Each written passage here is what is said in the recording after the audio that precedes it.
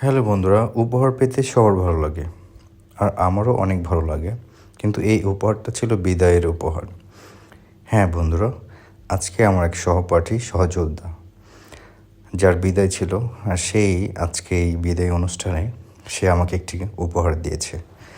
আমি অবশ্য কৃতজ্ঞ।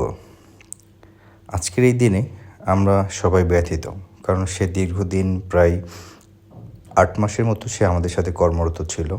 সে যথেষ্ট আন্তরিকতার সাথে এবং সততার সাথে কাজ করেছে, আলহামদুলিল্লাহ। কিন্তু প্রতিষ্ঠানের সাথে তার এখান থেকে চলে যেতে হচ্ছে।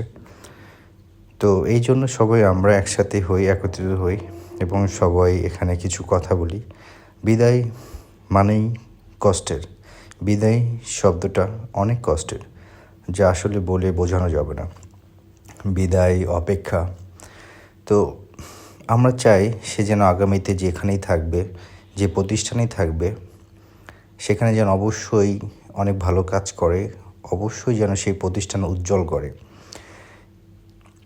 এই আশা ব্যক্ত রেখে। তো তার তরফ থেকে ছিল সে একটা কেক নিয়ে আসছে, বিদায়ী কেক। আর সেটা কাটার জন্য আমাকে অনুরোধ করছিল। তো আমি, সেলিনা আপা ও মুসলিমা তিনজনে মিলেই কেকটা কাটার চেষ্টা করছিলাম এবং সামনে আরও অনেকেই বসা ছিল, যা আমাদের সহপাঠী।